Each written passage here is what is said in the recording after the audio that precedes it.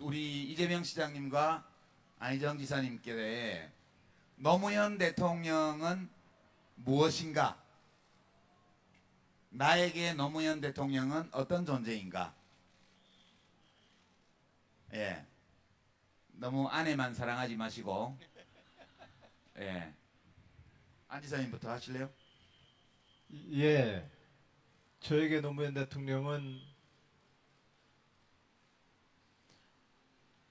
한동안 저의 모든 것이었어요. 예, 한동안만? 예. 근데 지금 계속 모든 것이라고 하면은 제 아내가 싫어할 것 같아서 저 정치를 하면서 노무현 대통령을 만나서 노무현 대통령을 모시고 일하는 모든 기간이 행복했습니다. 그와 함께 했던 모든 시간이 행복했습니다. 왜 또 영화 찍어요? 예. 아 그런가요? 얘기하다 보니까 갑자기 그 대사가 생각이 나네요. 예. 그래서 이 노무현 대통령은 저한테 스승이었고 가장 하여튼 스승이었고 아버지 같고 하여튼 다양한 역할을 저한테 다 해주셨어요. 그래서 노무현 대통령은 나의 모든 것이었다 이런 생각을 합니다. 예. 예, 이재명 시장님. 네, 저는 이제 우리 안 지사님처럼 가까이 뭐 모셨다거나 또 가까이 뭘 같이 했던 뭐 사람은 아니어서 그냥 정말로 가까이 하기엔 너무 먼 당신이었죠. 예.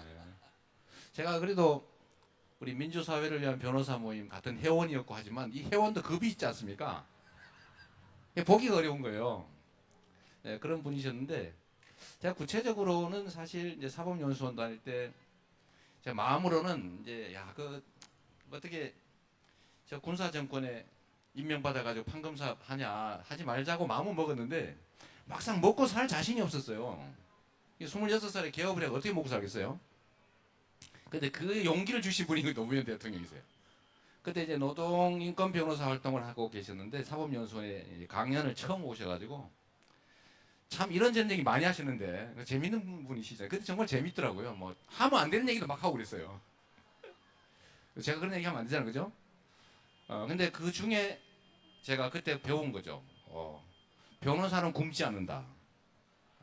근데 그거 되게 중요한 사실이었는데 어쨌든 그분 말씀을 듣고 제가 소위 노동인권을 하는 뭐 변호사 개업을 하기로 결정을 했죠. 그래도 역시 뭐 강연원 변호사님이셨고 저희는 뭐 연수생이었고 그 후에도 뭐 민변의 같은 회원이었지만 멀리 계시고 또 너무 높은 분이고 잘 못 봤는데 그래도 결국은 이제 제 모든 뭐 가치 또 지향 이런 것들의 전부였다라고 저는 생각합니다. 네. 네. 물리적으로 가까이 하지 못한 아쉬움은 있었지만 그래도 그분이 가지고 있는 뭐 사람 사는 세상에 대한 꿈 저는 뭐 대단한 게 아니라 그냥 상식이 통하는 세상, 원칙이 관철되는 세상, 공정한 나라, 법이 지켜지는 나라 이런 걸 모두 원하지 않습니까? 네, 그 말씀을 우리 노무현 대통령께서는 그냥 일상적으로 말씀하셨던 건데 저는 어쨌든 그분 말씀 때문에 길을 뭐 어쨌든 확신 갖고 가게 됐고 그 후에도 제가 정치에 들어온 것도 사실 우리 노무현 대통령님의 그 정치 개혁 덕에 온 거 아닙니까? 원래 정치라고 하면 있는 재산 다 털어붓고 당선되면은 또 도둑놈 되고 떨어지면 거지 되고 원래 그런 거였거든요.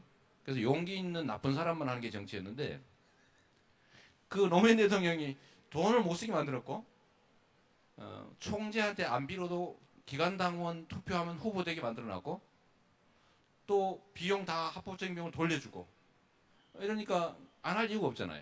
그래서 저도 이제 정치 인생을 들어오게 된 게 어떤 우리 노무현 대통령의 정치 개혁 덕이어서 저는 뭐 진짜 많이 졌죠 쉽게 말하면 고맙게 생각합니다. 네. 저의 정신과 가치, 원칙 이런 것들을 만들어 주신 분이어서 예. 그 노무현입니다라는 영화 아직 개봉 안 했나요? 아 그렇군요. 25일 날 개봉하나요? 예. 노무현 대통령 관련되어서 영화나 이런 걸 보면서 노무현 대통령을 다시 추억해요.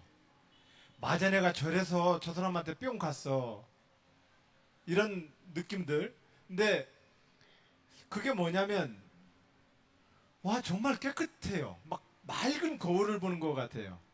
그것은 지식이나 이런 걸 가지고 말을 잘해서 되는 문제도 아니고 하여튼 뭔가 우리가 생각하는 어렸을 때 그 정의감과 도덕감을 가지고 이렇게 봤었을 때 그 정말로 깨끗한 그 정의감, 깨끗한 분노, 그런 느낌을 줘요. 그것은 이 먹물쟁이들이 쉽게 못 배워요, 그걸.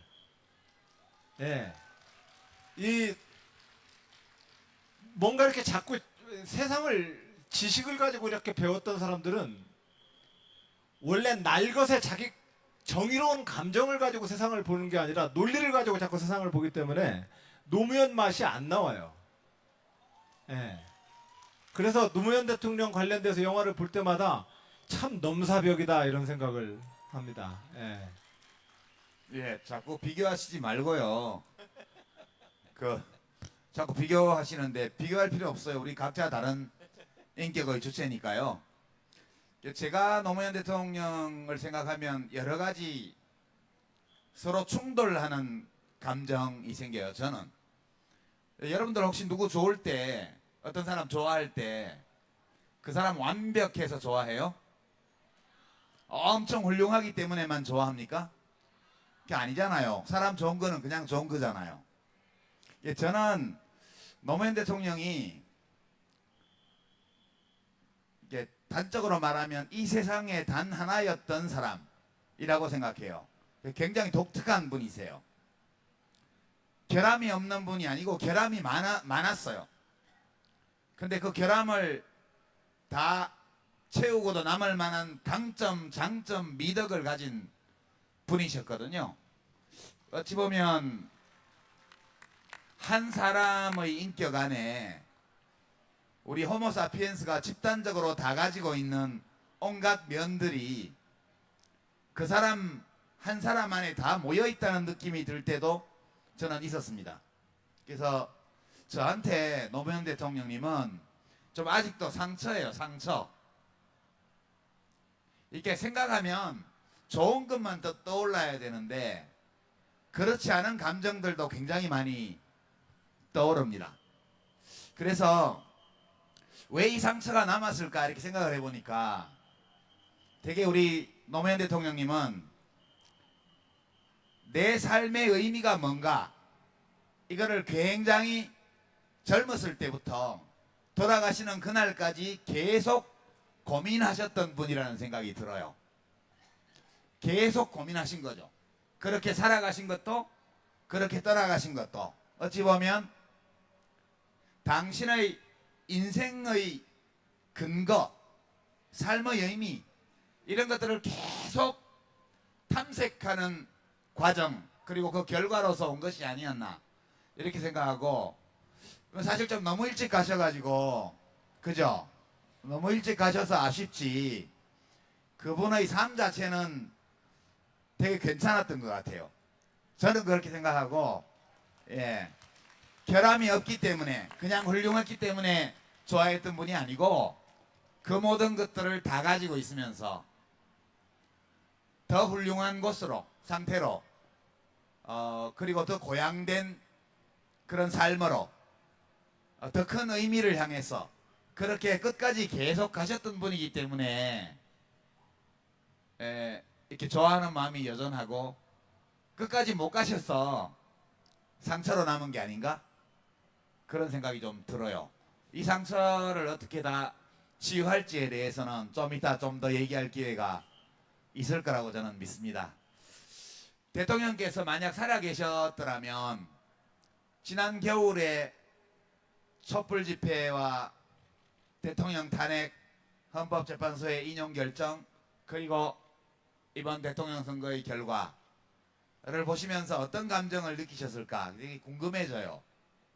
제가 대통령께 감정이입을 해가지고 생각도 해보고 그러거든요. 근데 이러실 것 같아요. 야 기분 좋다 그러실 것 같아요.